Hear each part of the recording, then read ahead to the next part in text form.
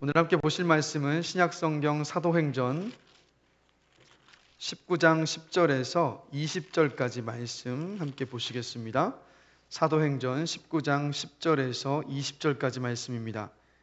제가 가진 성경으로는 신약성경 220페이지에 있습니다. 사도행전 19장 10절에서 20절까지 말씀 함께 보시겠습니다. 교독하겠습니다. 제가 먼저 읽습니다. 2해 동안 이같이 하니 아시아에 사는 자는 유대인이나 헬라인이나 다 주의 말씀을 듣더라. 심지어 사람들이 바울의 몸에서 손수건이나 앞치마를 가져다가 병든 사람에게 얹으면 그 병이 떠나고 악귀도 나가더라.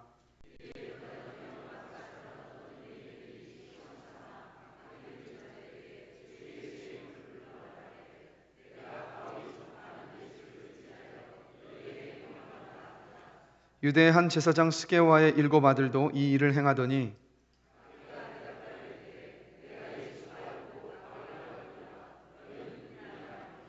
악귀 들린 사람이 그들에게 뛰어올라 눌러 이기니 그들이 상하여 벗은 몸으로 그 집에서 도망하는지라.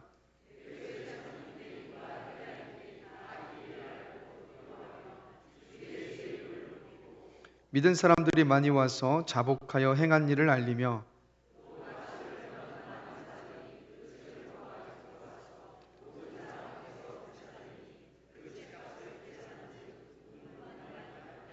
우리 다 같이 읽겠습니다. 이와 같이 주의 말씀이 힘이 있어 흥왕하여 세력을 얻으니라. 아멘. 자리에 앉으시겠습니다. 우리 옆 사람들을 보시면서 우리 잠시 함께 좀 인사를 나눴으면 좋겠습니다. 잘 오셨습니다. 주님 안에서 사랑하고 축복합니다.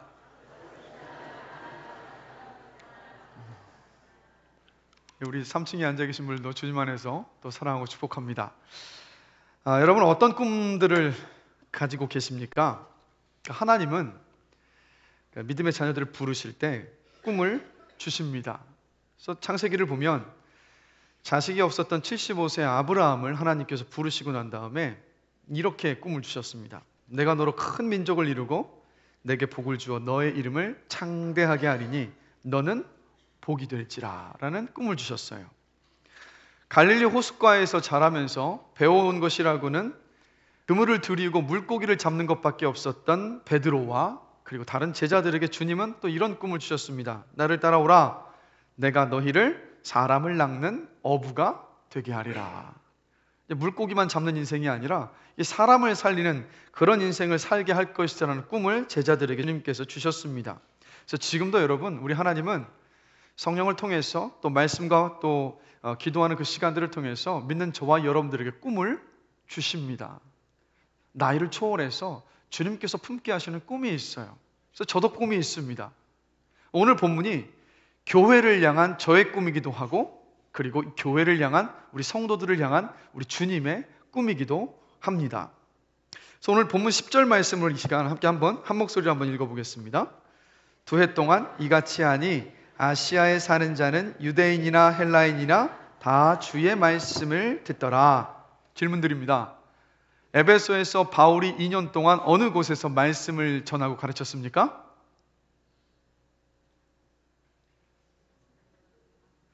에베소에서 바울이 사역을 할 때 어떤 곳에서 어느 장소에서 2년 동안 말씀을 전하고 가르쳤습니까? 정말 모르시는 표정인데요. 지난주에 말씀을 나눴습니다, 여러분. 어디였습니까? 고린도? 아니 죄송합니다. 저도 두란노 서원에서 2년 동안 말씀을 가르쳤어요. 하루도 빠짐없이. 여러분들이 말씀을 안 하시니까 저도 헷갈리지 않습니까? 저는 몰랐던 것이 아닙니다. 두란노 서원에서 말씀을 가르쳤어요. 근데 이 두란노 서원에서 2년 동안 하루도 빠짐없이 말씀을 전하고 가르친 그 사역의 결과가 바로 20절입니다. 자, 20절 말씀 한 목소리 한번 읽어보겠습니다. 이와 같이 주의 말씀이 힘이 있어 흥왕하여 세력을 얻으니라. 주의 말씀이 힘이 있어서 흥왕해서 세력을 얻었어요. 그게 그 결과였어요. 2년 동안의 그 말씀 사역의 결과. 흥왕하다로 번역된 헬라어 단어는 아욱사노라는 단어입니다. 이 단어는 이런 뜻도 가지고 있어요. 커지다, 증가하다. 그럼 무슨 말이겠습니까? 말씀이 힘이 있어서 그 말씀이 점점 커져갔다, 증거했다라는 뜻이에요. 자, 이게 무슨 의미겠습니까? 여러분, 말씀에는 능력이 있습니다. 말씀은 힘이 있습니다. 그래서 여러분의 심령을 말씀으로 계속해서 채우셔야 해요. 세상을 이겨낼 수 있는 힘은 다른 데 있지 않습니다. 바로 말씀에 있습니다. 그래서 이 능력 있고 힘이 있는 말씀이 전해졌을 때 어떤 일이 있느냐? 30배, 60배, 100배의 결과를 보는 거예요. 그럼 이 30배, 60배, 100배의 결과가 뭐겠습니까? 바로 그 말씀을 받은 심령이 바뀌는 거예요. 변화하는 거예요. 예수의 사람으로 변화하는 그 변화를 이야기하고 있는 거예요. 그래서 바울이 말씀을 전했을 때 그 말씀을 전해 들었었던 에베소의 유대인이나 헬라인이나 모두가 다 그 삶이 놀랍도록 변화하는 30배, 60배, 100배의 결과가 있었다라는 겁니다. 그래서 제 꿈이 뭔지 아십니까? 바로 이곳에 우리 효민교회에 이렇게 말씀이 흥황하는 역사가 있는 것. 여러분들이 말씀에 사로잡히고 그 말씀으로 인하여서 예수의 참 제자가 되는 것, 그게 제 꿈입니다. 저 꿈을 바라보면서 기도하며 최선을 다해서 진실되게 정직하게 말씀을 전하기 위해서 노력하겠습니다. 여러분 기도해 주시고 우리 함께 정말 그 꿈을 품고 갈 수 있게 되길 주님의 이름으로 간절히 기도합니다. 반드시 주님께서 이루게 하신다라는 거예요. 그래서 여러분, 말씀이 흥황한다라는 것이 무엇인지 이 오늘 본문에서 한번 몇 가지를 함께 생각해 보면서 우리가 함께 은혜를 나누려고 합니다. 자, 오늘 본문 속에서 보면 말씀이 흥황한다는 것이 무엇인지 아십니까? 바로 예수님의 주되심을 인정하는 거예요. 자, 11절 말씀 우리 한 목소리로 함께 읽어보겠습니다. 하나님이 바울의 손으로 놀라운 능력을 행하게 하시니.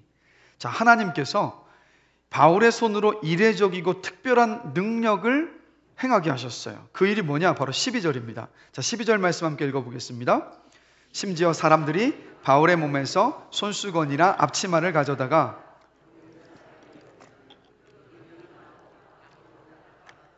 자, 어떤 일이 있었습니까? 바울은요, 평상시에 그 천막을 제조하는 일을 했기 때문에 손수건이나 그가 사용했었던 손수건이나 앞치마를 가져다가 대기만 해도 병이 낫는 기적이 있었던 거예요. 자, 말씀의 능력이 있어서 말씀을 전하는 사역을 두란노서원에서 2년 동안 했습니다. 그런데 왜 하나님은 바울의 손을 통해서 이런 기적을 일으키셨을까요? 그 이유가 무엇이라고 생각하십니까? 그 이유는요, 말씀을 아무리 전하고 전했는데도 도무지 믿질 않으니까요. 하나님의 살아계심을 전해도, 예수가 주이심을 아무리 전해도 도무지 사람들의 마음이 열리지 않으니까 하나님께서 바울의 손을 사용하셔서 기적을 보여주신 거예요. 때때로요, 이런 성경의 기사를 보면서 우리는 어떤 생각을 갖습니까? 나도 저런 기적을 경험해보고 싶다, 이런 마음을 가져요. 그런데 여러분 기억하십시오. 여러분들이 이미 기적을 경험한 사람들이에요. 자, 질문 드립니다. 하나님을 아버지로 고백하며 믿으십니까?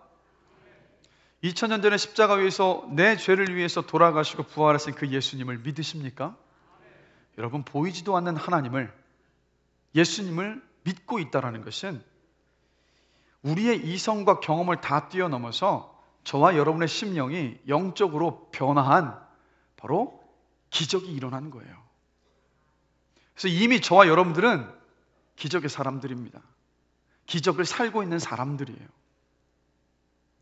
그래서 다른 데서 기적 찾지 마시고 이미 예수 믿고 하나님을 믿고 있는 여러분 자신의 그 변화된 모습 안에서 하나님의 일하심과 기적을 보게 되시기를 주님의 이름으로 간절히 축원합니다.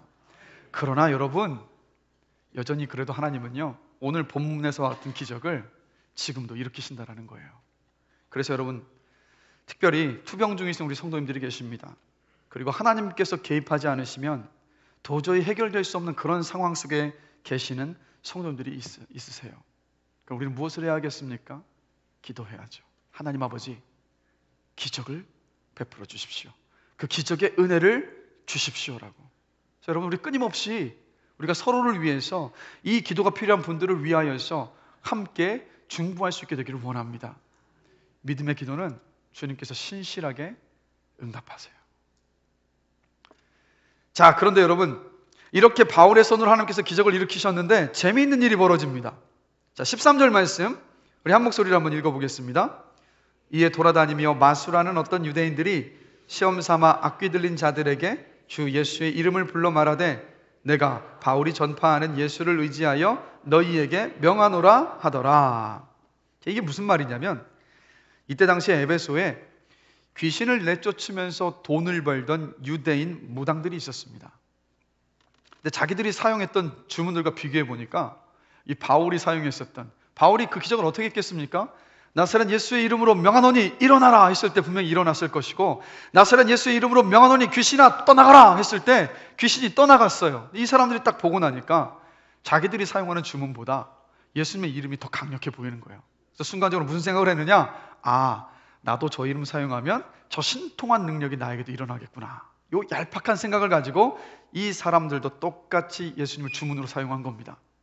자, 그런데 이런 비슷한 일들이 또 벌어졌어요. 좀 더 자세하게 기록을 하고 있는데 14절에서 16절까지 말씀 함께 보시겠습니다. 다 같이 읽습니다. 유대의 한 제사장 스게와의 7 아들도 이 일을 행하더니 악귀가 대답하여 이르되 내가 예수도 알고 바울도 알거니와 너희는 누구냐 하며 악귀 들린 사람이 그들에게 뛰어올라 눌러 이기니 그들이 상하여 벗은 몸으로 그 집에서 도망하는지라. 자, 누가 나타납니까? 스게와의 7 아들들. 근데 제사장의 아들들이래요. 근데 성경학자들 연구에 따르면 이 스게와의 7 아들들 자신 스스로를 제사장의 아들이라고 거짓말하고 다녔던 사람들이에요. 왜냐하면 유대인들은요, 특별히 레위인들은 반차, 즉 순서를 따라서 제사장으로 섬겼습니다. 그래서 그 기록이 다 남아있는데 모든 기록을 다 뒤져봐도 스게와라는 이름은 발견되지 않는다라는 거예요. 자, 그럼 왜 그랬겠습니까? 유대인으로서 자신들이 이 귀신을 쫓아내는 무당 일을 하면서 사람들에게 공신력을 주도록 하기 위해서 거짓말로 우리는 제사장의 아들들입니다 라고 속였던 겁니다.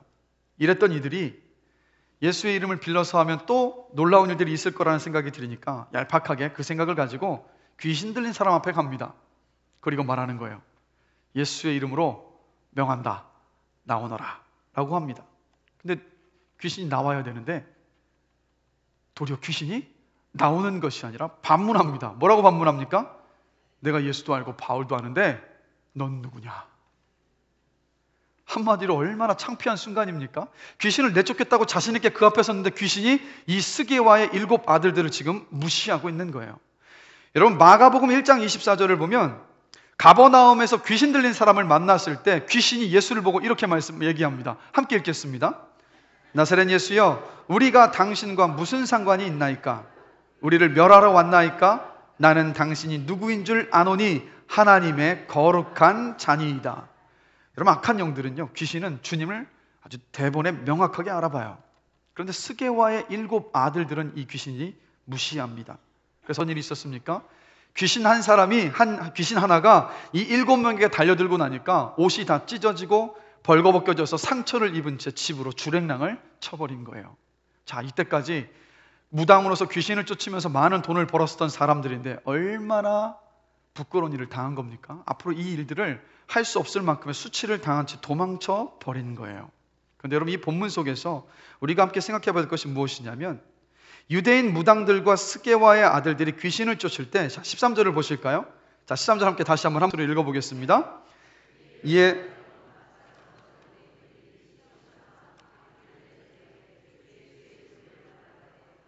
내가 바울이 전파하는 예수를 의지하여 너희에게 명하노라 하더라. 자, 여기 이 사람들이 뭐라고 얘기하냐면 예수를 의지하여 너희에게 명하노라라고 이야기를 했어요. 근데 이 명하노라로 번역된 단어가 헬라어로 호르키조인데, 이거는요, 우리 주님께서 귀신을 내쫓을 때 하셨던 명령, 즉 담대하게 나와라 하고 명령하는 그런 의미가 아니에요. 다른 단어예요. 다른 단어인데 이 호르키조라는 뜻이 뭐냐면 탄원하다, 부탁하다라는 말이에요. 무슨 말이겠습니까? 정말 이 시대도 여러분 무당들이 있는데 무당들은요, 귀신을 쫓아내는 사람들이 아니에요. 귀신에게 부탁해서 알려달라, 아니면 여기서 좀 나가달라고 청원하는 게 무당들이지 않습니까? 이들도 똑같이 그런 무당들이었던 거예요. 그런데 예수의 이름을 빌려서까지도 지금 귀신들에게 부탁한 겁니다. 그러고 나니까 이 귀신들이 그걸 벌써 꿰뚫어 본 거예요. 예수님을 믿지도 않으면서 지금 예수의 이름을 빌려서 나보고 지금 나가달라고 부탁하는 거니까 기가 찬 거예요, 귀신들이. 이놈들 봐라, 말도 안 되는 짓을 하고 있네. 그래서 이 부끄러운 일들이 벌어진 겁니다. 자, 여러분, 예수님은 귀신을 쫓을 때 어떻게 하셨습니까? 담대하게 명령하셨어요. 귀신아, 나가라. 빌립보에서 바울이 귀신 들린 여인을 내쫓을 때도 사도행전 16장 18절을 보면 아주 담대하게 믿음으로 명령하며 선포했습니다. 자, 함께 한번 읽어보겠습니다. 사도행전 16장 18절입니다. 이같이 여러 날을 하는지라 바울이 심히 괴로워하여 돌이켜 그 귀신에게 이르되 예수 그리스도의 이름으로 내가 내게 명하노니 그에게서 나오라 하니 귀신이 즉시 나오니라. 명령했을 때 귀신이 나왔습니다. 왜요? 여러분, 예수님은 귀신을 굴복시키는 권세를 갖고 계시기 때문입니다. 그런데 예수의 이름만 불렀다고 해서 그 권세가 드러나는 것이 아니라 바로 예수 그리스도, 그 권세를 가진 예수 그리스도를 참되게 믿는 믿음 안에서 선포할 때 거기에 능력이 있는 거예요. 그래서 기도하실 때 기억하십시오. 예수를 향한 그 믿음 안에서 선포하면서 기도하셔야 되는 거예요. 이루어질까 말까 이렇게 선포하셨을 때 주님도 이런 마음이시지 않겠습니까? 야, 네가 아리까리한데 내가 너한테 그거 들어주면은 어떻게 되겠냐, 이렇게 보시지 않겠습니까? 예수의 이름의 권세를 믿음으로 기도하는 저와 여러분 되시기를 주님의 이름으로 간절히 축원합니다. 그래서 귀신은 이 스교와 일곱 아들들이 예수님을 믿지도 않으면서 예수님을 이용해서 돈 벌려 했던 그 얄팍한 꾀를 다 꿰뚫어 보고 있었어요. 17절을 함께 보실까요? 우리 한 목소리 한번 읽어보겠습니다. 에베소에 사는 유대인과 헬라인들이 다 이 일을 알고 두려워하며 주 예수의 이름을 높이고, 이 사건이요, 광장 안에서 벌어진 사건이에요. 이 일을 보고 나서 에베소에 사는 유대인과 헬라인들이 주 예수의 이름을 높이기 시작합니다. 믿음 없이 예수님의 이름을 이용하려 하면 화를 입는다라는 것, 당한다라는 것을 직접 눈으로 보고 바로 그 주님을 경외하기 시작했던 거예요. 예수님께서는 사람에게 휘둘리고 이용당하시는 그런 분이 아니시라는 것을 이들이 직접 본 겁니다. 결국 이 사건은요, 바로 예수님의 주되심을 보여주신 바로 그런 사건이었어요. 여러분, 이것을 명심하셔야 합니다. 저와 여러분이 주님으로 고백하는 우리 예수님은 저와 여러분들이 이렇게 저렇게 휘두르며 우리 마음대로 할 수 있는 그런 분이 아니십니다. 우리의 이익과 소원을 이루기 위해서 마치 자판기처럼 우리가 사용할 수 있는 그런 분이 아닙니다. 주님은 우리가 믿고 순종하고 따라야 할 유일한 분이십니다. 그래서 여러분, 신앙생활은 예수님을 주님으로 인정하고 내 뜻이 아닌 그분의 뜻에 순종하며 살아가는 것이 바로 신앙생활입니다. 주님의 뜻이 내 삶 가운데 이루어질 것을 기대하며 살아가는 것이 바로 신앙생활입니다. 여러분, 잠언 19장 21절에서 하나님께서 이렇게 말씀하시잖아요. 사람의 마음에는 많은 계획이 있어도 오직 여호와의 뜻만이 완전히 서리라. 그래서 여러분, 말씀이 흥왕하다라는 것은 무엇인지 아십니까? 바로 주님의 주되심을 인정하는 거예요. 제가 간절히 기도하는 것은 저도 그렇고 여러분들도 그렇고 우리 주님의 그 주인 되심을, 주되심을 온전히 인정하게 되시기를 주님의 이름으로 간절히 축원합니다. 그래서 우리 주님도 주기도문에서 가르쳐 주셨잖아요. 뜻이 하늘에서 이루어진 것 같이 땅에서도 이루어지기를 원합니다. 이게 바로 저와 여러분의 기도가 되어야 돼요.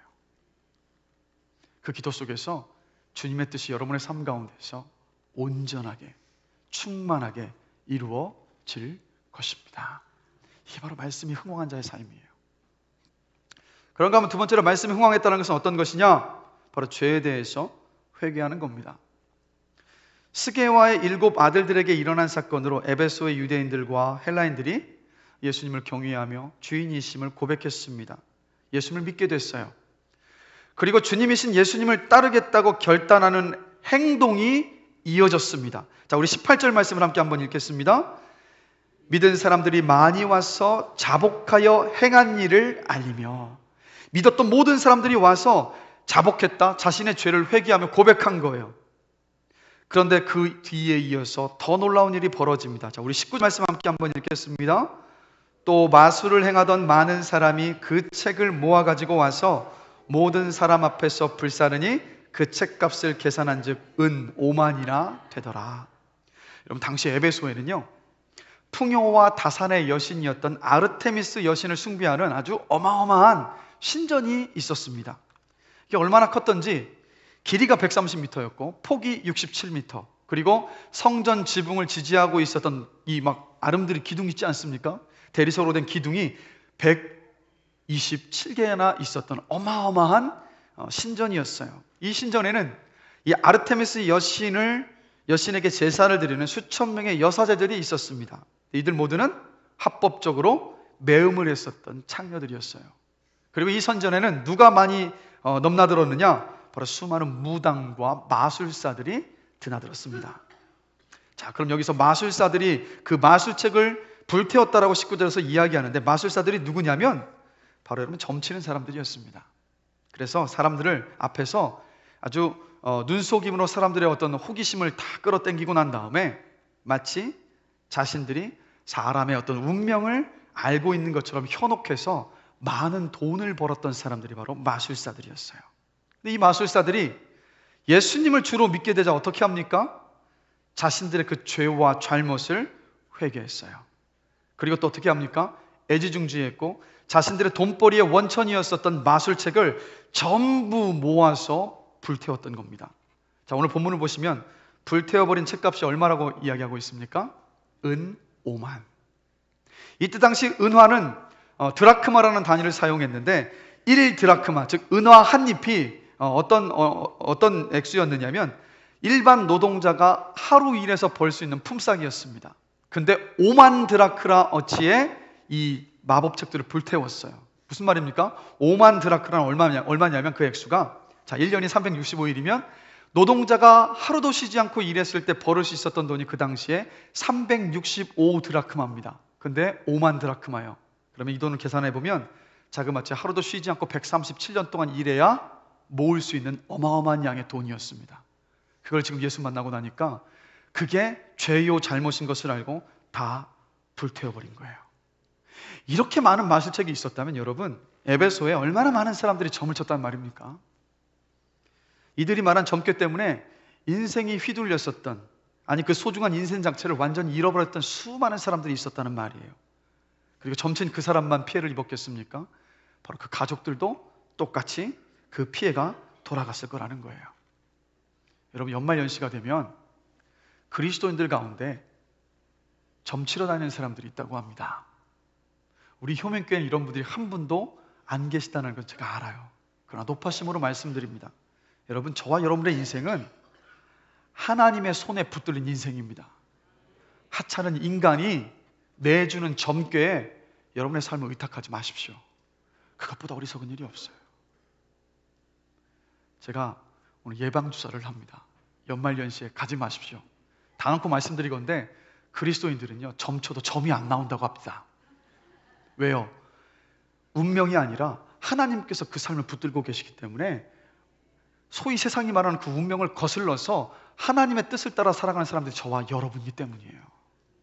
괜히 돈 그런 데 쓰지 마시고 맛있는 거 사 드십시오. 건강하게 주님의 뜻을 따라 살아가는 것이 훨씬 복된 인생입니다. 그러니까 높아심으로 말씀을 드리는 거예요. 이렇게 여러분, 예수님을 주로 인정하게 되자 이들은 자신의 죄와 잘못을 인정하고 회개했습니다. 주님을 따르기로 결심하고 마술책을 모두 불태웠어요. 어떤 사건이었냐면 바로 회심의 사건이었습니다. 여러분, 회심이라는 것은 무엇이냐? 예수님을 믿으며 예수님을 따르겠다고 결단하는 행동이 바로 회심이에요. 즉, 말씀이 흥황하고 나니까 자신들의 죄가 무엇인지를 알게 되고 나니까 이 에베소 사람들의 삶 가운데에서 무엇이 일어나느냐? 바로 회심의 사건이 일어났던 겁니다. 그 영국의 런던의 그 메트로폴리탄 장막교회에서 목회했었던 유명한 목사님이 계십니다. 바로 찰스 스펄전 목사님, 설교의 황태자라고 이야기하죠. 이 목사님이 목회할 때 런던의 한 대저택에서 하녀로 일하고 있던 10대 소녀가 저도 교인이 되겠다라고 신청을 했습니다. 그래서 그 소녀를 앞에 두고 이 스펄전 목사님이 이렇게 질문을 합니다. 당신이 정말로 죄를 회개하고 그리스도를 믿고 있다는 것을 무엇으로 증명하겠소? 잔뜩 긴장해 있었던 이 어린 소녀가 잠시 생각하고 나더니 이렇게 대답했습니다. 저는 집을 청소할 때 이제 쓰레기를 몰래 구석에 숨기던 일을 그만두었습니다. 여러분, 자꾸 하찮은 일처럼 보이지 않습니까? 쓰레기를 구석에 몰래 숨기던 일을 그만두고 이제 쓰레기통에 제대로 정리해서 버리는 것. 작은 일이지만 이 고백은 무슨 고백입니까?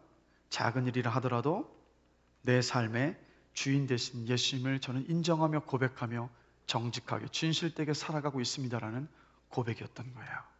이 고백을 듣고 스펄전 목사님이 바로 이 소녀를 정식 교인으로 받아들였습니다. 질문 드리겠습니다. 내가 정말로 죄를 회개하고 그리스도를 믿고 있다는 것을 무엇으로 증명하시겠습니까?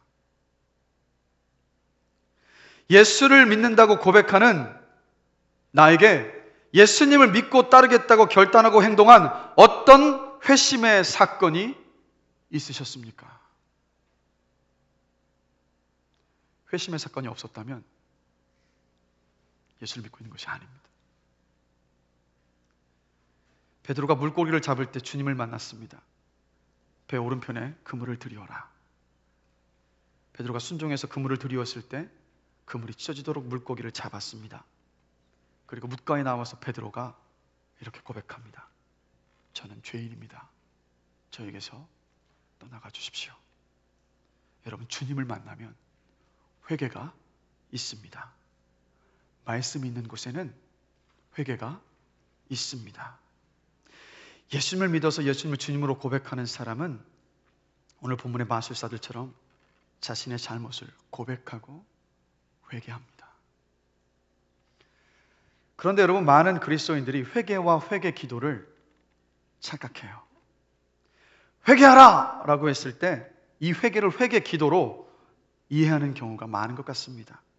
세례 요한이 예수님이 오시기 전에 이 땅에서 어떤 메시지를 전했습니까? 회개하라! 천국이 임하였느니라. 회개하라! 당신들의 주인은 예수 그리스도가 올 것이니까 회개하고 그 주님을 따라라! 라고 세례 요한이 이 메시지를 전했어요. 근데 많은 사람들이 회개하라는 메시지를 들었을 때 회개라는 것이 무엇인지 몰라서 세례 요한에게 찾아서 질문합니다. 회개하고 싶은데 어떻게 하는 것이 회개입니까? 그 질문 앞에 세례 요한이 누가복음 3장 10절에서 14절을 보면 이렇게 말합니다. 우리 함께 한 목소리 한번 읽어보겠습니다. 무리가 물어 이르되 그러면 우리가 무엇을 하리이까? 대답하여 이르되 옷 2벌 있는 자는 옷 없는 자에게 나눠줄 것이요 먹을 것이 있는 자도 그렇게 할 것이니라 하고 세리들도 세례를 받고자 하여 와서 이르되 선생이여 우리는 무엇을 하리이까 하매 이르되 부과된 것 이외에는 거두지 말라 하고 군인들도 물어 이르되 우리는 무엇을 하리이까 하매 이르되 사람에게서 강탈하지 말며 거짓으로 고발하지 말고 받는 급료를 족한 줄로 알라 하니라. 회개하라는 세례 요한의 외침을 듣고 그 들었던 사람들은 회개기도 하지 않았습니다. 오늘 이 함께 읽었던 본문 속에서 어떻게 했습니까? 탐욕이라는 죄에서 돌이켜서 자신의 옷과 먹을 것을 없는 사람들에게 나누었어요. 불의하고 부정직한 방법으로 돈을 버는 것을 멈추고 정직하게 일해서 받은 소득에 만족하며 살아가는 그 삶을 결단했고 그렇게 살아가기 시작했습니다. 그래서 아셔야 돼요. 회개 기도가 회개가 아닙니다. 회개는 저와 여러분의 마음과 삶을 돌이키는 거예요. 하나님께서 기뻐하시는 그 삶으로 돌이키는 것이 바로 회개입니다. 언젠가 제가요, 믿지 않는 분들에게 이런 말을 들은 적이 있습니다. 기독교인들은 좋겠습니다. 잘못하고 나서 회개 기도만 하면 다 용서받으니까요. 이게 참 비아냥거리는 말이지 않습니까? 근데 말 속에 뼈가 있어요. 여러분, 그리스도인들이 사회에서 이렇게 욕을 많이 먹고 지탄의 대상이 된 이유가 무엇이라고 생각하십니까? 그 이유는요, 회개와 회개 기도를 혼동하고 있기 때문이에요. 우리는 많은 경우 죄를 짓고 난 다음에 눈 감고 회개 기도하면 회개했다라고 착각을 합니다. 그러다 보니까 지었던 죄를 또 지어요. 하나님께로 돌이키려는 결단과 의지가 없기 때문에 짓던 죄를 또 지으면서 그러나 또다시 회개 기도하며 용서받았다고 스스로를 위안합니다. 그러다 보니까 우리의 삶이 바뀌질 않아요. 그래서 세상의 걱정거리가 되어버렸고 세상에서 지탄을 받고 있는 것 아니겠습니까?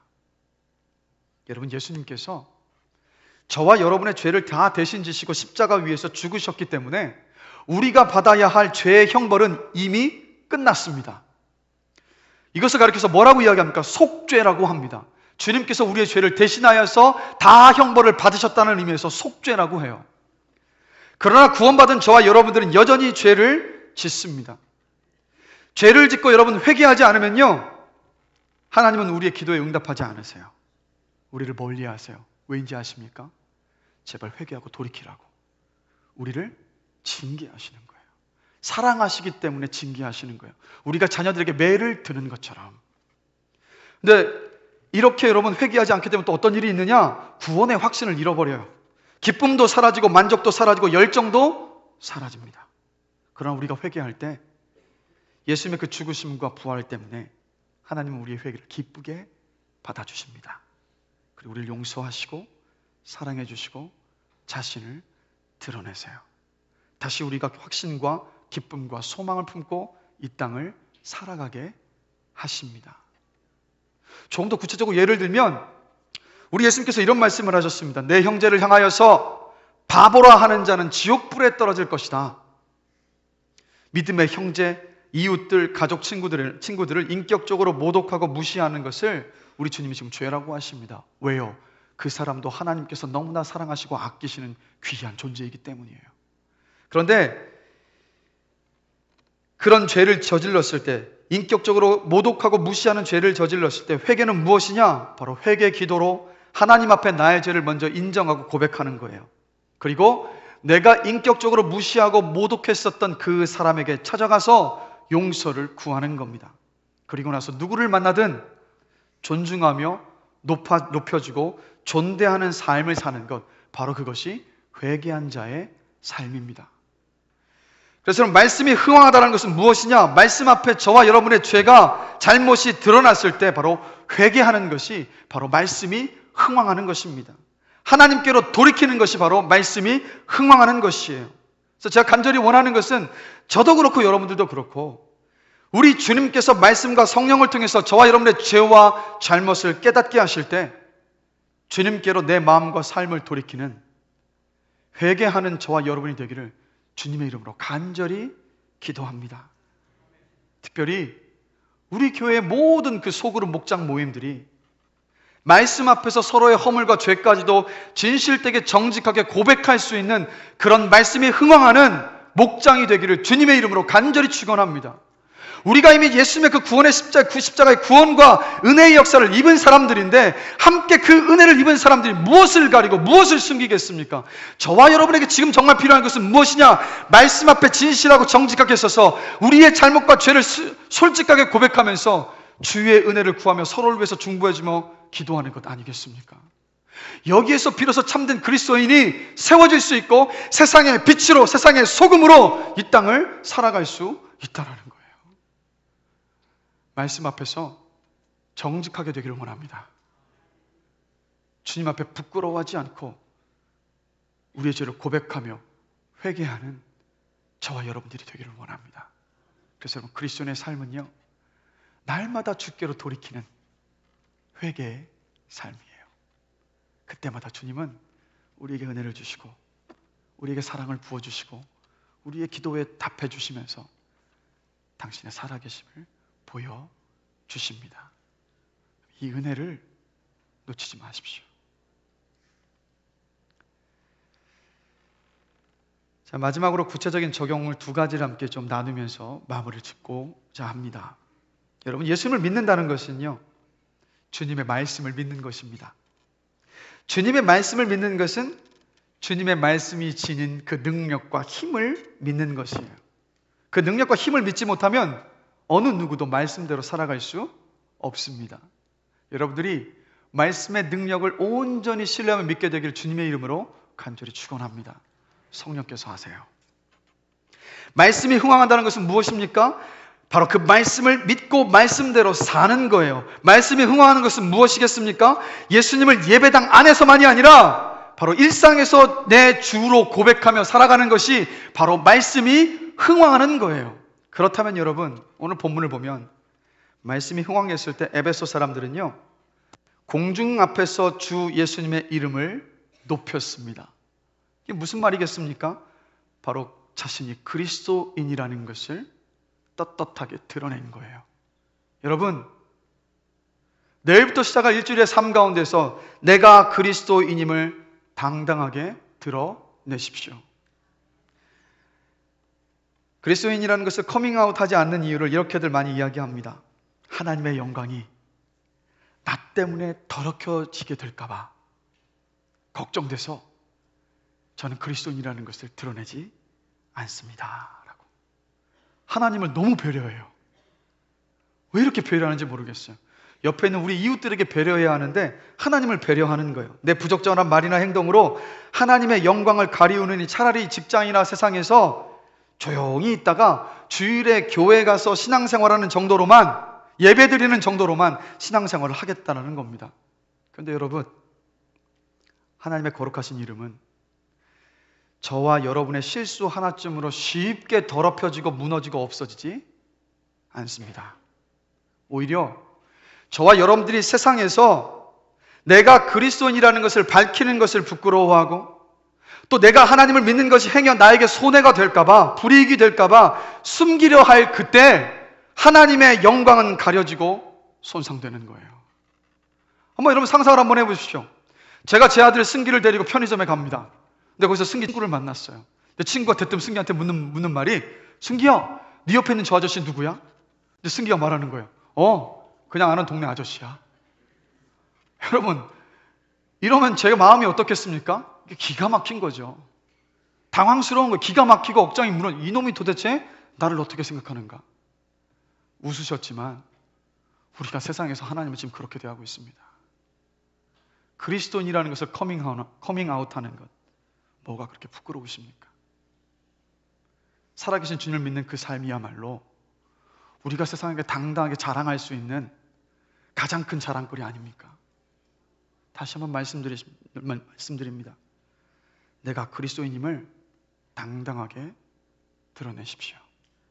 이렇게 드러냈을 때 그리스도인다운 삶, 그 삶에 대한 책임을 지게 되는 거예요. 그리고 여러분, 믿지 않는 동료, 이웃들, 친구들의 기도 제목을 여러분 물으십시오. 그리고 기도해 주세요. 저는요, 기도해 주겠다고 이야기했을 때 싫어하는 사람 단 한 사람도 만나본 적이 없습니다. 그리고 여러분이 몸담고 있는 직장, 학교, 그곳의 발전과 안정을 위하여서 여러분 기도하십시오.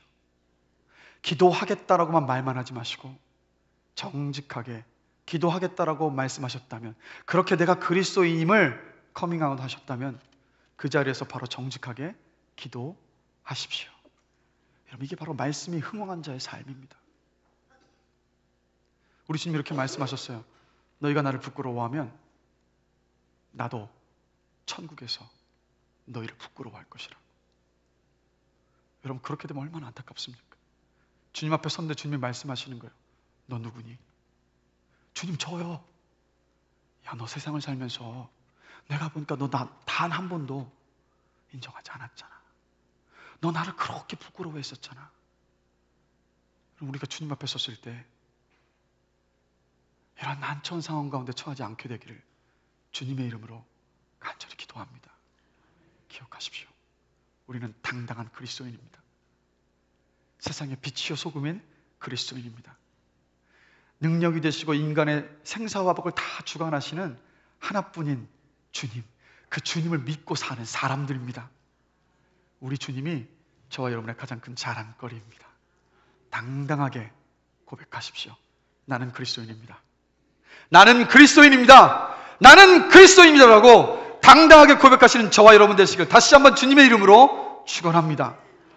마지막으로 여러분 일터와 학교와 가정에 예수님과 함께 하십시오. 내일 출근하실 때 예수님과 함께 출근하세요. 학교 가실 때 예수님과 함께 학교에 가세요. 혹시 예수님을 출근하시면서 회사 정문에 세워두시고 난 다음에 퇴근할 때 예수님 잘 기다리셨어요. 저하고 함께 집에 가시죠. 아니면 월요일날 출근할 때 주님 보고, 주님 집에 편안히 계세요. 저 일주일 동안 열심히 일하고 돌아올게요 하고 토요일날 밤 되면, 주님 어떻게 지내셨어요? 내일 주님 나 만나야 되는데. 혹시 이런 삶을 살고 계시지 않으십니까? 여러분, 오늘 본문을 보면 마술사였던 그리스도인들은 자신의 일터에서 그 일이 주님께서 기뻐하지 않으신다는 것을 알게 되자마자 순종하면서 그 일을 멈췄어요. 주님이 그들의 일터에 함께 계심을 인정했습니다. 예수님은 밤새 물고기를 잡던 베드로의 그 일터에 오셨어요. 그리고 말씀하십니다. 배 오른편에 그물을 던져라. 베드로가 밤새 한 마리도 못 잡았는데 주님께 순종했을 때 그물이 찢어지도록 물고기를 잡았습니다. 예수님이 주님이심을 고백하십니까? 예수님은 전지전능하신 하나님이심을 믿으십니까? 너무 힘차게 아멘이라고 하셨는데, 근데 참 아이러니한 것은요, 전지전능하시고 내 주인이신 그 주님이신데 내 일터의 전문적이고 세부적인 내용과 상황들, 복잡한 대인관계, 누적된 진급 문제, 뒤엉킨 노사 문제와 수당 체계들, 고객의 갑질과 상사의 질책에 대해서 우리 주님이 별 관심도 없으시고 잘 알지도 못하고 그 문제를 해결조차 하지 못하신다라고 생각하면서 우리는 모든 일들을 내 경험과 그냥 내 지식을 따라서 그냥 해결해요. 그런데 여러분, 전지전능하신 우리 주님이 설마 그것들 모르시겠습니까? 그거 풀어가실 방법을 모르시겠습니까? 다시 한번 말씀드립니다. 우리 주님은 전지전능하신 하나님이십니다. 그리고 우리 주님은 여러분의 그 일상의 모든 것에 개입하고 싶어 하신다고요. 여러분, 요한계시록 3장 20절을 보십시오. 뭐라고 예수님께서 말씀하십니까? 내가 문 밖에 서서 두드리노니 너희가 문을 열면 내가 들어가 너희와 더불어 먹고 너희는 나와 더불어 먹으리라. 성도들에게 하신 말씀이에요. 왜요? 주일날 예배당에서만 주님 만나고 나머지 주중에는 도무지 그 마음도 열지 않고 주님을 안 만나니까 주님이 계속 녹화하고 계신 거예요. 근데 우리는 외면해요. 주님은 주일날 예배당에 계시면 되고 이 일은 주님께서 특별히 개입하신 일이 아니에요. 그렇게 그냥 외면한다라는 거예요. 여러분, 아침에 출근해서 말씀을 묵상하는 시간을 가지면서 일을 하는 한 성도님이 이런 고백을 하시더라고요. 매일 아침 경건의 시간은 하나님께 내 업무를 보고하는 시간이 되었습니다.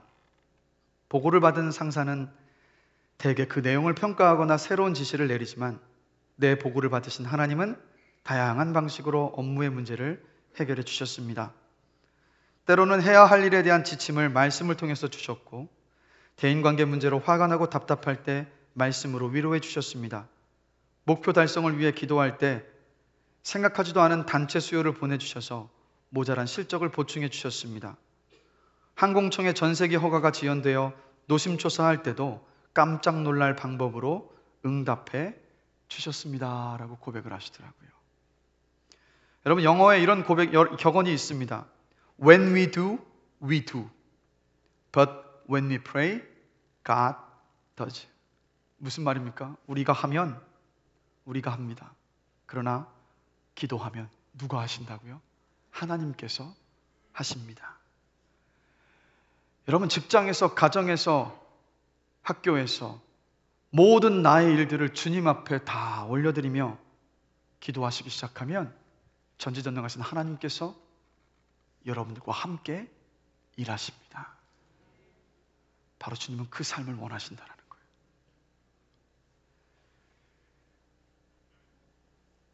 말씀을 마무리하겠습니다. 혼자 작은 중국 식당을 운영하는 아저씨가요, 배달하러 나갈 때마다 아무도 없는 주방을 향해서 이렇게 외칩니다. 다녀오겠습니다. 매일 그래요. 옆에 식당이 하고 있었던 주인이 하도 희한한 거예요. 배달 가서 텅 비어 있는데 다녀오겠습니다. 힘차게 인사를 하고 배달을 떠나니까. 그래서 묻습니다. 도대체 누구한테 인사하는 거예요? 그랬더니 중국집을 운영하시는 중국 식당을 운영하시는 이 아저씨가 이야기합니다. 예수님께 인사하는 거예요. 왜 이렇게 했겠습니까? 내 일터와 일상의 삶에서 너무 자주 예수님을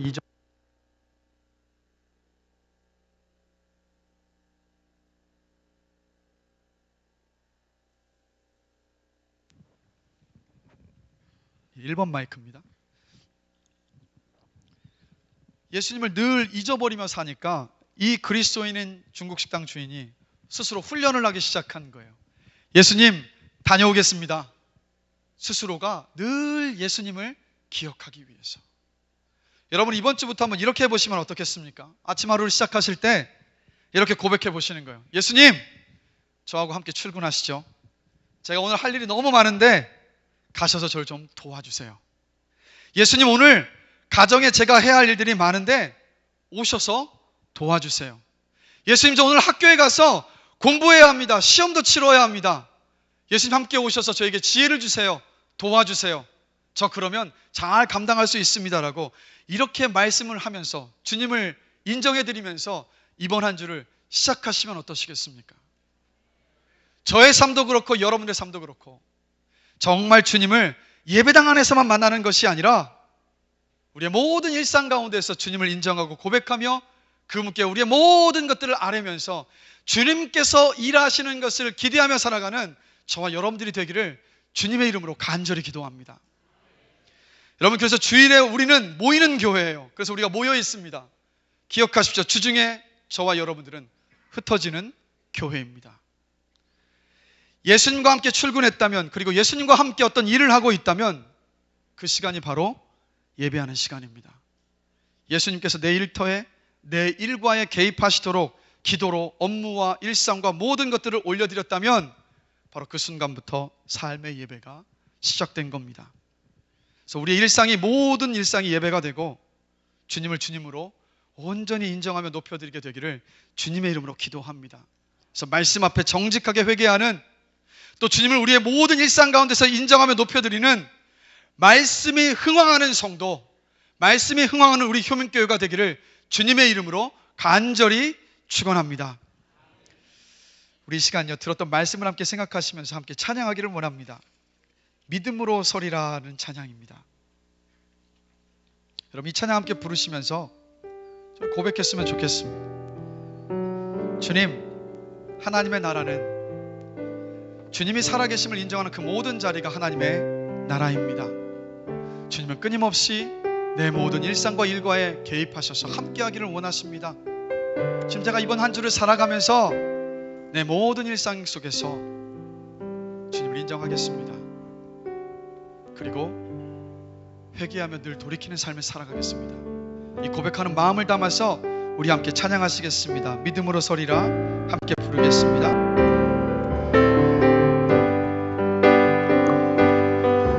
이곳에 임하신 하나님 나라, 가난한 마음으로 바라보리라. 먼저 그 나라 그 뜻 구하며 나의 삶 드리리. 주님이 맡기신 하나님 나라, 믿음의 눈으로 바라보리라.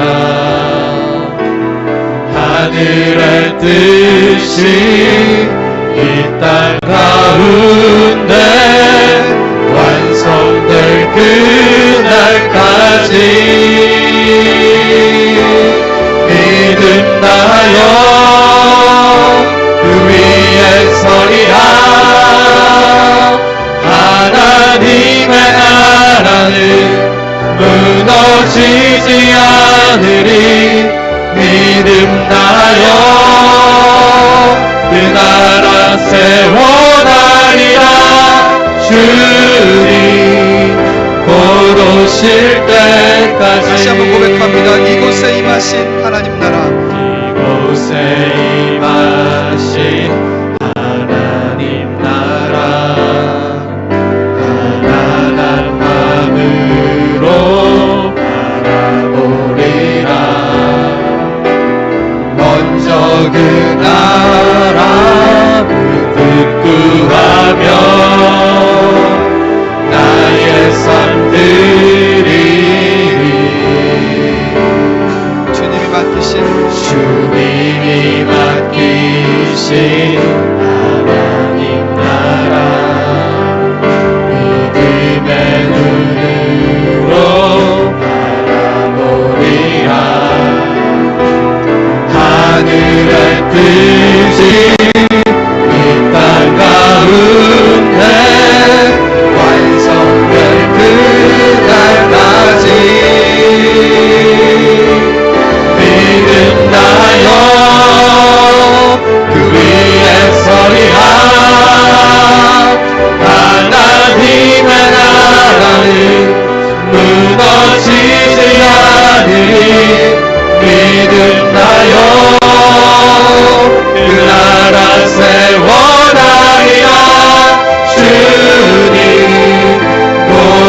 때까지 믿음 다하여 그 위에 서리라. 믿음 다하여 그 위에 서리라. 하나님의 나라는 무너지지 않으리. 믿음 다하여 그 나라 세워나리라. 주님 곧 오실 때까지. 우리 시간 들었던 말씀을 생각하며 함께 이렇게 기도하기를 원합니다. 하나님 아버지, 가난한 심령을 저에게 주십시오. 온유하고 겸손한 심령을 허락하여 주십시오. 정직한 마음으로 주의 음성을 듣고 회개하는 저의 삶이 되기를 원합니다. 일터와 직장과 학교와 모든 일상 가운데에서 내 마음의 문에 노크하고 계시는 그 주님을 인정하며 모셔드리며 주님과 함께 출근하고 주님과 함께 공부하고 주님과 함께 가정일도 돌보는 늘 주님을 내 인생의 주로 고백하는 저의 삶이 되기를 원합니다라고 우리 결단하면서 이 시간 잠깐이지만 주 앞에 기도함으로 나아가시겠습니다. 다 같이 기도하겠습니다. 사랑과 내가 만드신 하나님 아버지, 우리는 입술로 주님 앞에 고백을 합니다. 주님은 내 인생의 주이십니다라고. 그러나 주인 되신 그 주님을 외면하고 놓치고 까마득히 잃어버린 채 그저 주일 예배당에서만 만나는 그런 주님으로 우리가 치부하며 살 때가 얼마나 많았는지 모르겠습니다. 하나님, 끊임없이 주님은 내 모든 일상 가운데 들어오셔서 개입하기를 원하신다는 것을 말씀을 통해서 다시 한번 돌아보게 됩니다. 하나님, 주님을 내 인생의 주로 고백하면서 출근할 때도 주님과 함께 가게 하시고 가정일을 할 때도 주님과 함께 하게 하시고 공부를 할 때도 이웃을 만날 때도 모든 자리에서 주님과 동행하며 주님을 주로 고백하며 살아가는 이 한 주간의 삶이 될 수 있도록 주님 우리 가운데 일하여 주십시오. 내 모든 일들을 주 앞에 맡겨드리면서 전지전능하신 주님께서 내 일 가운데 이루실 것을 기대하며 살아가는 우리의 삶이 될 수 있도록 주님 붙잡아 주시옵소서. 이 시간 결단하며 기도함으로 나아가오니 이번 한 주간의 삶 가운데 우리 가운데 역사하여 주셔서 정말 주님을 주답게 인정하며 주님을 주님으로 고백하며 살아가는 복된 삶, 말씀에 흥황하는 우리 모든 삶이 될 수 있도록 주님 은혜를 더하여 주시옵소서. 감사합니다. 예수 그리스도의 이름으로 기도드립니다. 하나님 아버지, 바울이 말씀을 온전히 2년 동안 성실히 증거했을 때 에베소에는 말씀이 흥황하는 놀라운 역사가 있었습니다. 말씀이 흥황한다는 것은 바로 예수님을 내 주로 고백하는 것이요 회개하는 것임을 깊이 생각해 보았습니다. 이번 한 주간을 살아가면서 출근할 때도 주님과 함께 출근하게 하시고 가정에서 일을 할 때도 주님과 함께 그 가정일을 하게 하시고 학교에 갈 때도 주님과 함께 가서 공부하게 하시고 내 모든 일들 가운데서 주님과 함께하며 주님께 내 모든 일들을 올려드리며 주님의 뜻이 내 삶 가운데 이루어지기를 기대하며 바라며 살아갈 수 있도록 우리 가운데 주님 역사하여 주시옵소서. 말씀이 흥황하는 성도가 되기를 원합니다. 말씀이 흥황하는 교회가 되기를 원합니다. 그럴 때 비로소 세상을 비출 수 있고 그럴 때 비로소 말씀이 흥황하는 이 사회가 될 수 있고 말씀이 흥황할 때 이 세상이 변할 수 있음을 주님 앞에 고백합니다. 그래서 우리의 삶이 먼저 말씀이 흥황하는 놀라운 그 은혜의 역사를 오늘 이 시간을 통하여서 하나님 충만하게 이루어 주시옵소서. 그것을 두고 결단하며 주 앞에 기도하며 주님의 도움을 구했사오니 우리 성도들 그 한 주간의 삶 가운데서 구석구석 가운데 함께하여 주셔서 그 은혜와 놀라운 역사를 볼 수 있는 복된 한 주가 될 수 있도록 주님 역사하여 주시옵소서. 감사합니다. 예수 그리스도의 이름으로 기도드렸습니다. 아멘.